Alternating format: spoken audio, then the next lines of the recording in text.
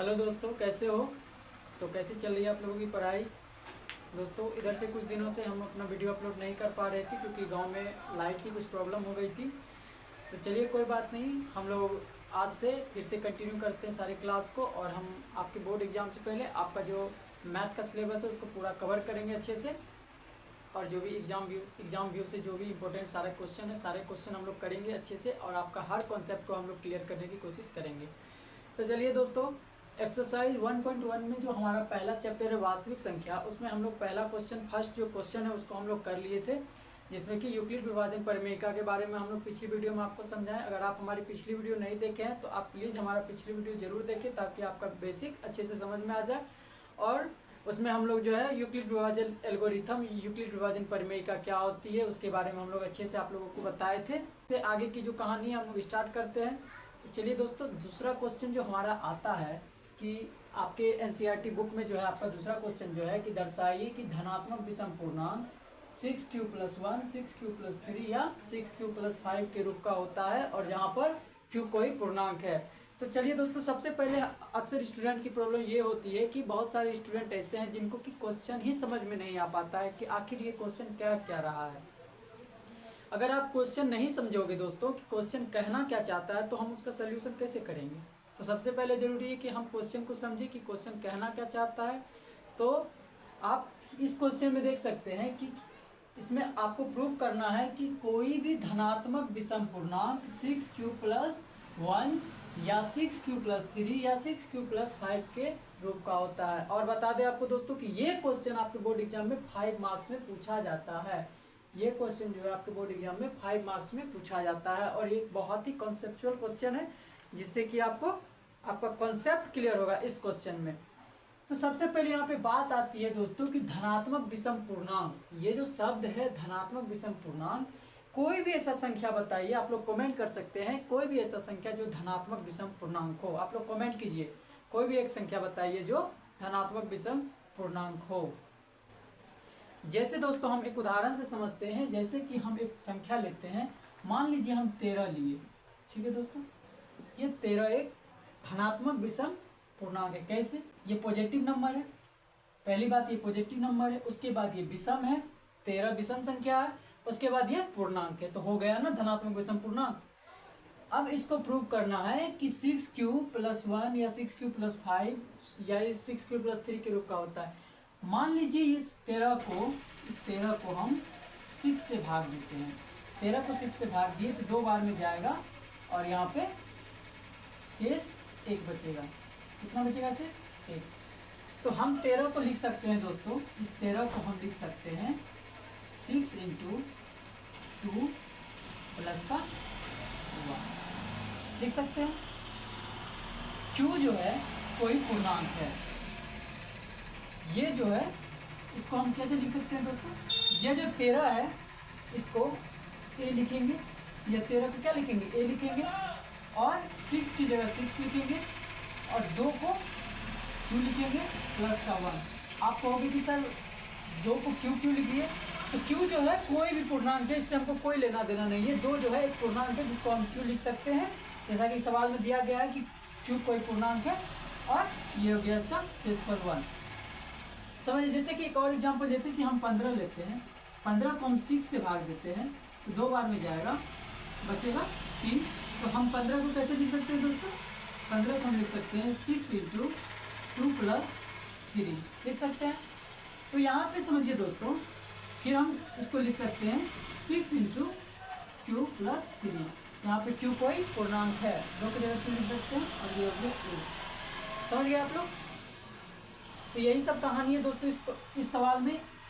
Euclid विभाजन परिमेयिका में जो है, जो 6a = bq + r जो होता है, उसी पे बेसिस ये सवाल है, जिसको हम लोग प्रूव करेंगे। दोस्तों ये तो आपको हो गया समझाने के लिए, इससे आप समझ गए कि ऐसा क्यों हो सकता है, नहीं हो सकता है। हमको जब सवाल में क्वेश्चन दिया रहेगा तो उसको हम इस ढंग से नहीं, उसको हम बेसिक मतलब एक सीक्वेंस वाइज में प्रूव करेंगे, ठीक है? तो उसका जो मेथड होता है, उसका जो तरीका होता है, चलिए उसको हम लोग समझाते हैं, उसको हम लोग आगे समझ गए, हम लोग इसको अच्छे से प्रूव करते हैं।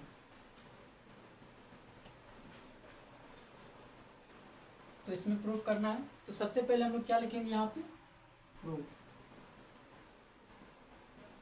क्या लिखेंगे, प्रूफ। उसके बाद क्या कह रहा है, दर्शाइए कि कोई धनात्मक विषम पूर्णांक 6q+1 या 6q+3 या 6q+5 के रूप का होता है जहां q कोई पूर्णांक है। तो पहले लिखेंगे प्रूफ। इसके बाद हम लिखेंगे कि मानते, चलिए पहले हम लोग मानेंगे, माना कि ए कोई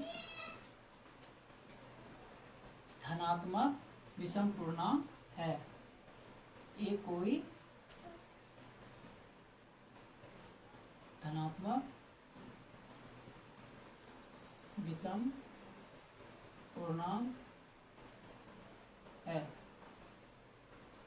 और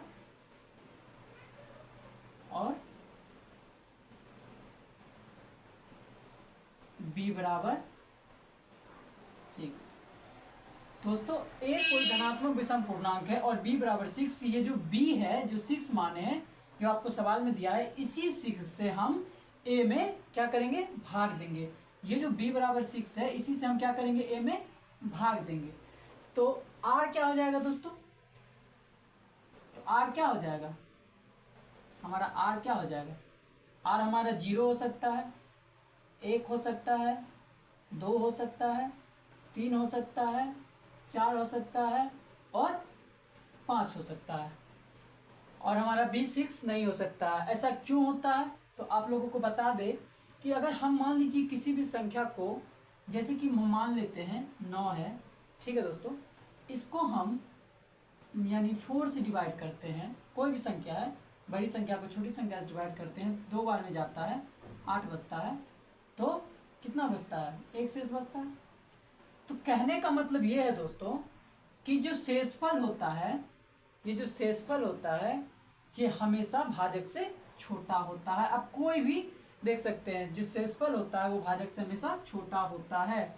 अब कोई भी भाग देख के दे सकते हैं, जैसे कि आप 15 में 7 से भाग दीजिए, 7 में 14, आप किसी भी भाग में दीजिएगा तो जो होता है शेषफल होता है वो भाजक से क्या होता है, छोटा होता है। ठीक है, इसीलिए हम इसको 5 तक ही मानेंगे, 6 नहीं मानेंगे। 6 मानेंगे तो फिर से हमारा 0 आ जाएगा। समझ गए दोस्तों। तो चलिए इसके बाद हम लोग एक एक को क्या करेंगे, प्रूव करेंगे। ठीक है दोस्तों, एक एक को क्या करेंगे, हम लोग प्रूव करेंगे। तो पहले क्या है दोस्तों, यहाँ पे पहले लिखेंगे, माना कि a कोई धनात्मक विषम पूर्णांक है और b बराबर 6 है, क्योंकि हमको 6 से ही प्रूव करना है, इसीलिए b को हम 6 ही मानेंगे। और r को हम क्या ले सकते हैं, 0 ले सकते हैं, 1 ले सकते हैं, 2 ले सकते हैं, 3 ले सकते हैं, 4 ले सकते हैं और 5 ले सकते हैं। a को 6 क्यों नहीं ले सकते हैं, तो किसी भी भाग में क्या होता है, जो भाजक होता है वो शेषफल से शेषफल जो होता है वो भाजक से छोटा होता है। तो चलिए हम एक एक को प्रूव करते हैं। पहले हम लिखेंगे, पहले 0 को प्रूव करेंगे। पहले r बराबर 0 के लिए क्या लिखेंगे, r बराबर 0 के लिए। तो क्या लिख सकते हैं दोस्तों, a बराबर क्या होता है, bq प्लस r होता है दोस्तों। तो मान लीजिए a कोई संख्या है, ठीक है, b क्या है हमारा, b हम किसको माने, 6 को माने हैं। 6q प्लस r के जगह क्या लिख सकते हैं, 0। यहाँ पे क्या आ गया, a बराबर 6q प्लस 0, या a बराबर हम क्या लिख सकते हैं, 6q। ठीक है, तो आप ये बताइए, ये जो 6q हमारा आया, ये सम है या विषम है, ये जो 6q आया क्या है, ये सम है या विषम है। चलिए दोस्तों आपको एक बात बताते हैं, सम संख्या होने के लिए, सम संख्या किसको कहते हैं, तो चलिए फिर से हम आपको समझाते हैं। जैसे कि सम संख्या लेते हैं 2, 4, 6, 8, 10, 12, 14, ये सभी जो सम संख्या है, इसको हम लोग एक ऐसे लिख सकते हैं दोस्तों, आप समझने की कोशिश कीजिए। जैसे 2 को हम 2 इंटू 1 लिख सकते हैं, 4 को 2 इंटू 2 लिख सकते हैं, 6 को 2 इंटू 3 लिख सकते हैं, 8 को 2 इंटू 4 लिख सकते हैं, 10 को क्या लिख सकते हैं, 2 इंटू 5 लिख सकते हैं। यानी जितना भी कहने का मतलब यह है कि जितना भी सम संख्या उसको 2 इंटू कुछ लिख सकते हैं। जैसे इसको 2 इंटू 6 लिख सकते हैं, इसको 2 इंटू 7 लिख सकते हैं। तो ये जो सम संख्या होती है वो टू का मल्टीप्लिकेशन होती है और इसके साथ कोई भी संख्या यानी ये सम या विषम कुछ भी आ सकती है। जैसे यहाँ पे 2 के साथ सम आ गया, 2 के साथ विषम आ गया, फिर 2 के साथ सम आ गया। सम संख्या का परिणाम क्या है? 2m। 2m, m की जगह कोई भी संख्या हो सकती है, सम विषम कुछ भी हो सकती है। तो जैसे कि हम कोई भी, जैसे कि 6 है, 6 को हम 2 से डिवाइड किए तो कितना आता है हमारा? 3। तो कैसे आता है? तो 6 को हम 2 × 3 लिख सकते हैं और यहाँ 2, तो ये 2 से ये 2 कट जाता और यही जो है हमारा बचता है। यही हमारा क्या हो गया? m, यानी 2m। तो m की जगह हम क्या कोई भी संख्या सम या विषम कुछ भी लिख सकते हैं। चलिए दोस्तों, इसी से हम समझते हैं। तो इससे हम क्या समझ लिए कि 6q क्या है? q कोई भी पूर्णांक है, तो 6q क्या है? तो हम 6q को क्या लिख सकते हैं? 2 × 3q। 6q को हम लोग क्या लिख सकते हैं? 2 × 3q। तो ये हमारा क्या हो गया? 2m। 2m कौन सी संख्या है दोस्तों? तो 2m सम संख्या है। यहाँ पे हम 3q को क्या मान सकते हैं? m मान सकते हैं, यानी कोई भी पूर्णांक। 3q कोई भी पूर्णांक है, ठीक है। तो ये हो गया हमारा 0 के लिए। इसके बाद हम आते हैं यहाँ पे, चलिए यहीं पे हम लोग करते हैं r बराबर 1 के लिए। r बराबर 1 के लिए, r बराबर 1 के लिए क्या लिख सकते हैं?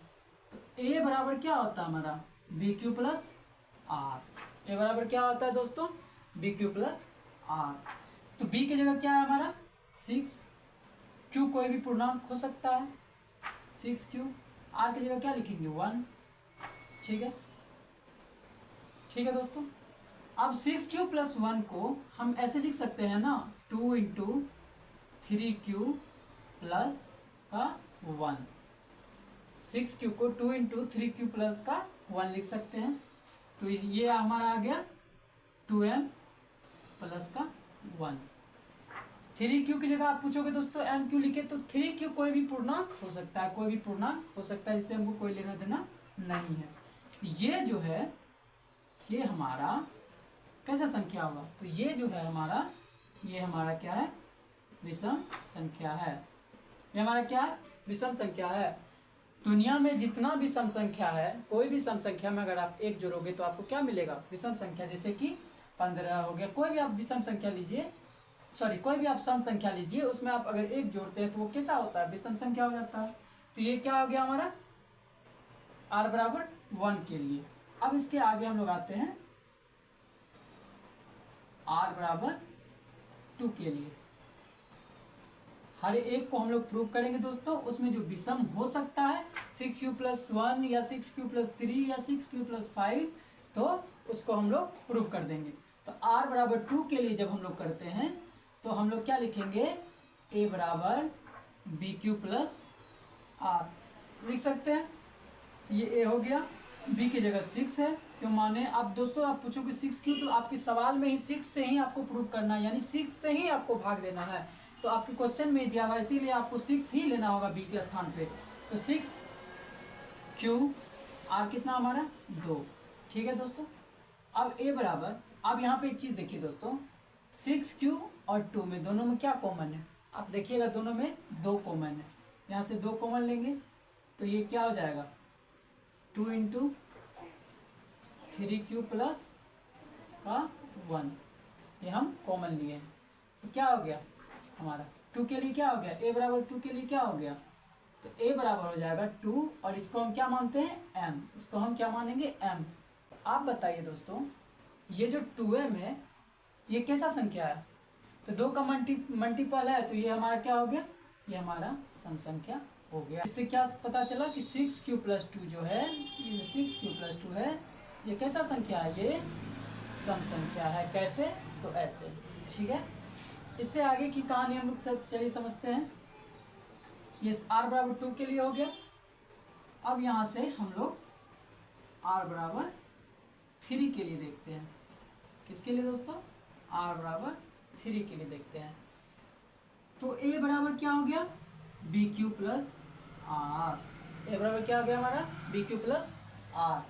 तो a बराबर b की जगह 6, q, r की जगह क्या लिखेंगे? 3। ठीक है दोस्तों, इसको हम कैसे लिख सकते हैं दोस्तों? देखिए, ये हमारा 6q है और 3 को हम 2 + 1 लिख सकते हैं। देख सकते हैं दोस्तों।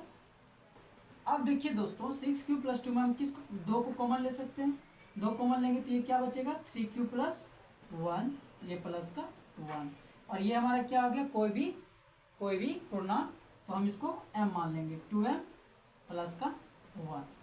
तो अब बताइए 2m प्लस का 1 क्या हो गया। तो अभी हमने प्रूव किया कि 2m जो है एक सम संख्या, 2m को हम एक सम संख्या प्रूव किए। अब सम संख्या में कोई भी सम संख्या में दोस्तों अगर आप एक ऐड करिएगा, एक जोड़िएगा, तो वो हमारा विषम संख्या बन जाता है। तो ये जो है ये 6q प्लस 3 ये क्या हुआ, ये हमारा 6q प्लस 3 क्या हुआ विषम संख्या। अगर आपको दोस्तों समझ में नहीं आए, कोई भी तरह का दिक्कत हो तो आप जरूर कमेंट करें। तो ये हमारा क्या हो गया 6q प्लस 3 क्या हो गया विषम संख्या। अगर सम संख्या में कोई भी सम संख्या में अगर एक हम लोग जोड़ते तो क्या हो जाता है विषम संख्या हो जाता है। तो 6q प्लस 3 क्या हो गया हमारा विषम संख्या, प्रूव हो गया। इसके बाद हम लोग चलते हैं यहाँ से आगे की ओर, क्या है r बराबर कितना दोस्तों, r बराबर 4 के लिए, r बराबर 4 के लिए, r बराबर 4 के लिए हम लोग प्रूव करेंगे। तो a बराबर क्या हो जाएगा bq प्लस r, यहाँ पे b की जगह 6, q की जगह हम क्या लिखेंगे q ही लिखेंगे, प्लस r की जगह 4। तो bq प्लस r में क्या कॉमन हम लोग ले सकते हैं, तो bq प्लस r में हम लोग क्या ले सकते हैं 2 कॉमन ले सकते हैं। तो ये हमारा 3q और क्या हो गया प्लस का 2 हो गया दोस्तों। bq प्लस r में हम लोग क्या कॉमन ले सकते हैं, देखेंगे हम लोग दोस्तों 2m, यहाँ पे 3q प्लस 2 क्या हो गया कोई भी पूर्णांक है जिसको हम लोग m मान लिए। अब लास्ट हमारा बच गया क्या r बराबर 5 के लिए, लास्ट हमारा क्या बच गया ये r बराबर 5 के लिए, इसको भी प्रूव करेंगे। r बराबर 5 के लिए हम लोग प्रूव करेंगे तो हो जाएगा a बराबर bq प्लस r, ठीक है दोस्तों। तो a बराबर हम लोग लिखेंगे 6q प्लस का हमारा 5 को हम लोग कैसे लिख सकते हैं 6q प्लस 4 प्लस का 1, 5 को लिख सकते हैं 4 प्लस 1, यहाँ पे a बराबर हो गया। इसके बाद दोस्तों इसमें क्या करेंगे हम लोग 2 को कॉमन ले लेंगे, तो यहाँ हो जाएगा 2 इंटू 3q प्लस 2 और ये हमारा प्लस का 1, ठीक है।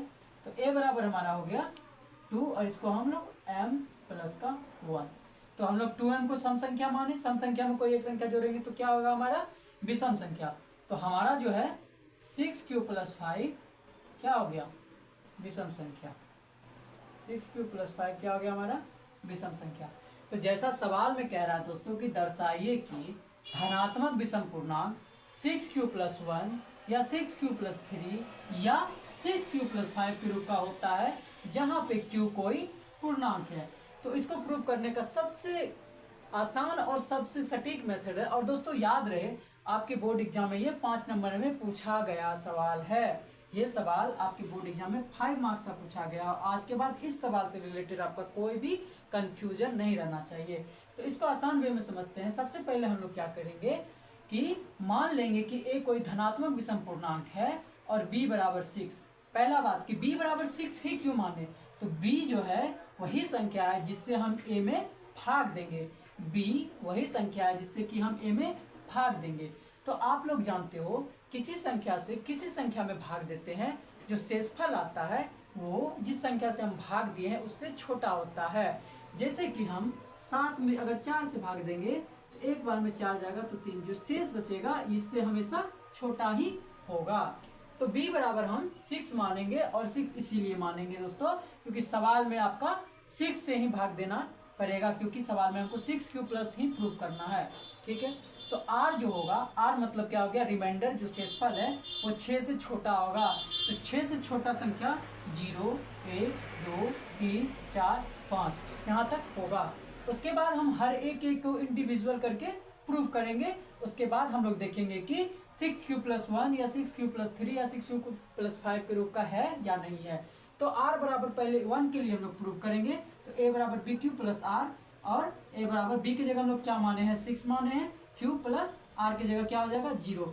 q क्या है दोस्तों, तो कोई भी पूर्णांक है, ठीक है। और यहाँ पे देखिए r बराबर 0 के लिए जो है a बराबर 6 को हम 2 इंटू 3q लिख सकते हैं, और 3q कोई पूर्णांक है तो उसको हम m मान लेंगे। और 2 जिसका भी मल्टीपल है, कोई भी संख्या अगर 2 का मल्टीपल है, अगर उसको 2 से गुना करेंगे तो वो क्या हो जाएगा, ऐसे भी वो सम संख्या हो जाएगा। तो 2m क्या हो गया, सम संख्या, यानी a बराबर 6q + 0 हमारा क्या हो गया, सम संख्या हो गया। उसके बाद आता है r बराबर 1 के लिए हम लोग चलते हैं। तो a बराबर bq + r है, ठीक है। तो a की जगह b की जगह हम लोग क्या मान लेंगे, 6q + 1।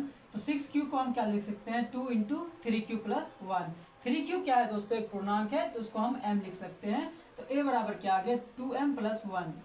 तो सोचिए दोस्तों, कोई भी सम संख्या है, जैसे 2m एक सम संख्या है, उसमें अगर हम 1 जोड़ेंगे तो हमारा क्या होगा, विषम संख्या हो जाएगा। यहाँ से हो गया हमारा 6q + 1 विषम संख्या।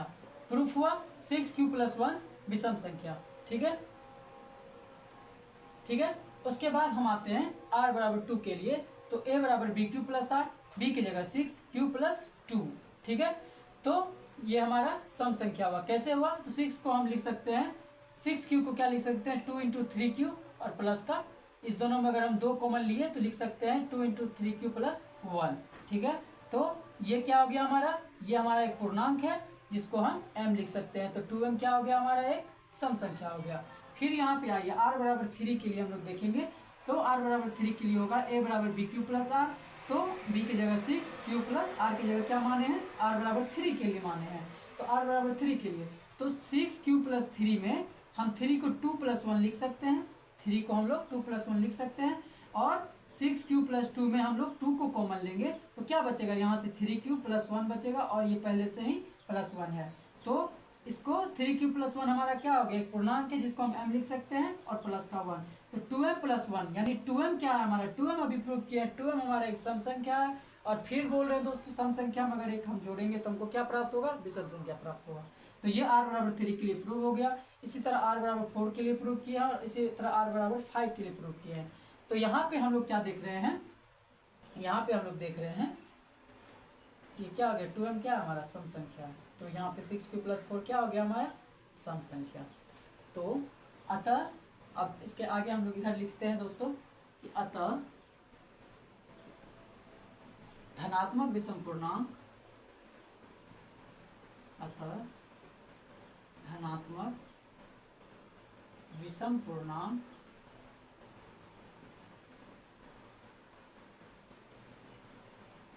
क्या है, 6q + 1 या 6q + 3 या 6q + 5 के रूप का होता है, रूप का होता है। अतः धनात्मक विषम पूर्णांक 6q + 1, जैसे यहाँ पे देखिए, यहाँ पे 6q + 1, 6q + 3 या 6q + 5 के फॉर्म का, 5 के रूप का होता है। ये हमारा क्या हो गया, यहाँ पे हम लोग लिखेंगे लास्टली प्रूफ, इंडिविजुअल सबको प्रूफ करके, r को जितना भी है उसको प्रूव करके लास्ट में हम इस कंक्लूजन पर पहुंचे कि अतः धनात्मक विषम पूर्णांक 6q + 1, 6q + 3 या 6q + 5 के रूप का होता है। यहाँ पे प्रूफ लिखेंगे और इस तरह हमारा सवाल कंप्लीट होता है। और ऐसे अगर आप लोग इस मेथड से आप लोग सॉल्व करिएगा तो आपको फुल में फुल मार्क्स मिलेगा।